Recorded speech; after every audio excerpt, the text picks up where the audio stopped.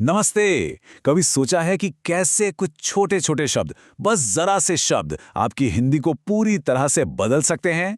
आज हम बात करने वाले हैं अव्यय के बारे में। ये वो जादुई शब्द हैं जो हमारे वाक्यों में, हमारी बातों में जान डाल देते हैं, उन्हें एक आवाज देते हैं। तो चलिए साथ मिलकर इन शब्दों की दुनिया में चलते हैं और देखते हैं कि आखिर ये अपना जादू चलाते कैसे हैं। तो आज के सफर में हम क्या क्या देखने वाले हैं। भाई सबसे पहले तो समझेंगे कि ये अव्यय हैं क्या भला। फिर देखेंगे कि ये कैसे हमारे आइडियाज़ को जोड़ते हैं, हमारे इमोशंस को जाहिर करते हैं और हाँ, हमारी बात में वजन भी डालते हैं। और आखिर में जाहिर है ये देखने की बारी होगी कि हम इन्हें कैसे इस्तेमाल कर सकते हैं। तो सवाल ये है, क्या कभी ऐसा महसूस हुआ है कि आप हिंदी बोल तो रहे हैं, मतलब शब्द तो सही हैं, पर बातों में वो फील नहीं आ रहा, वो एहसास, वो इमोशन जो आप असल में कहना चाहते हैं, वो कहीं खोसा गया है? अगर ऐसा लगता है ना, तो यकीन मानिए इसका हल बहुत बहुत आसान है। जरा इस पर गौर कीजिए। पहला वाक्य है, मेहनत की फल ना मिला। सीधा सा पाठ है ना, बस एक जानकारी। लेकिन जैसे ही हम इसमें एक छोटा सा शब्द परंतु जोड़ते हैं, मेहनत की परंतु फल ना मिला, अचानक इसमें एक पूरी कहानी आ जाती है। एक संघर्ष, एक निराशा का एहसास, सब कुछ बस उस एक शब्द से। बस यही तो है अव्यय की असली ताकत। तो चलिए शुरू करते हैं हमारे पहले पड़ाव से। समझते हैं कि ये अव्यय आखिर हैं क्या और इन्हें वाक्यों की आत्मा क्यों कहा जाता है। तो अव्यय, जिन्हें अविकारी शब्द भी कहते हैं, उनका एक सुपर पावर है। वो ये कि वो कभी बदलते नहीं। मतलब चाहे बोलने वाली एक लड़की हो या कोई लड़का, बात एक इंसान की हो रही हो या बहुत सारों की, ये शब्द टस से मस नहीं होते। ये हमेशा एक जैसे रहते हैं और यही चीज इन्हें हमारी भाषा की एक मजबूत नींव बनाती है। तो अब बात करते हैं अव्यय के पहले टाइप की, जोड़ने वाले शब्द। इन्हें आप ऐसे समझ सकते हैं जैसे ये हमारे विचारों और बातों के बीच में पुल बनाने का काम करते हैं, ताकि सब कुछ एक फ्लो में लगे। अब इसमें ना दो तरह के शब्द आते हैं। एक हैं संबंध बोधक, जो बेसिकली शब्दों के बीच का रिलेशन बताते हैं, और दूसरे हैं समुच्चय बोधक, जो दो शब्दों या फिर पूरे पूरे वाक्यों को ही जोड़ देते हैं। सोचिए, ये हमारी भाषा के फेविकॉल जैसे हैं। चलिए कुछ एग्जाम्पल्स देखते हैं। जैसे घर के पास मंदिर है, यहाँ के पास घर और मंदिर का रिश्ता बता रहा है। सिंपल। राम और श्याम भाई हैं, यहाँ और ने राम और श्याम को जोड़ दिया। या फिर बारिश थी इसलिए मैं नहीं आई। देखा, इसलिए ने कारण और उसके नतीजे को कैसे जोड़ दिया। फिर है जल के बिना जीवन नहीं है, और तुम चाय पियोगे या दूध।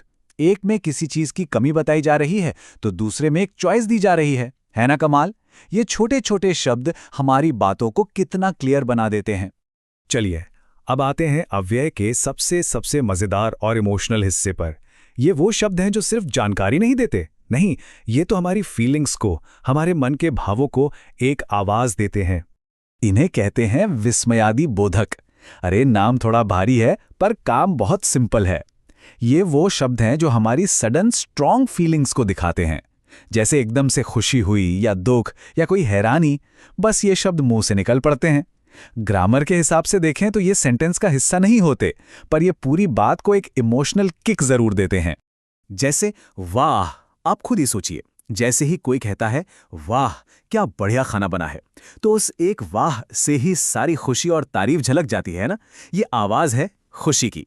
या फिर ओहो ओहो, मैं अपना पर्स घर भूल आई। इस एक ओहो में वो अचानक हुआ अफसोस, वो छोटी सी परेशानी, सब कुछ सिमट आता है। बस उस एक शब्द से ही हमें पता चल जाता है कि अरे कुछ गड़बड़ हो गई। और अब ये काश, उफ, ये सिर्फ एक शब्द नहीं है, ये तो एक गहरी इच्छा है, एक सपना है। काश मैं पंछी होती। अगर आप सिर्फ कहें मैं पंछी होती तो वो एक ख्याल है, लेकिन जैसे ही काश लगता है ना, उसमें एक चाहत, एक तड़प की आवाज घुल जाती है। और बिल्कुल इसके उलट एक शब्द है छी। छी, कितनी गंदगी है। बस इतना ही काफी है, कुछ और समझाने की जरूरत ही नहीं। ये शब्द तुरंत आपकी नापसंदगी का भाव जाहिर कर देता है। यही तो है इमोशंस की पावर। चलिए अब हम अपने आखिरी टाइप के अव्यय पर आते हैं। ये वो शब्द हैं जो हमारी बातों को शार्प और सर्टेन बनाते हैं, मतलब हमारी बात में वजन डालने का काम करते हैं। इन्हें कहते हैं निपात। ये दिखने में छोटे हैं पर हैं बड़े काम के।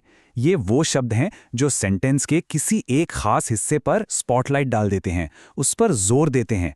इनकी मदद से हम ये बता पाते हैं कि हमारी बात में सबसे ज़रूरी क्या है। जैसे ही शब्द को लेते हैं। अगर मैं कहूं मैं यह काम करूंगी तो ये एक सिंपल सा स्टेटमेंट है।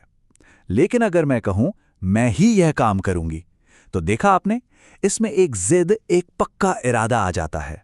यही इस बात पर जोर दे रहा है कि ये काम कोई और नहीं, सिर्फ और सिर्फ मैं करूंगी।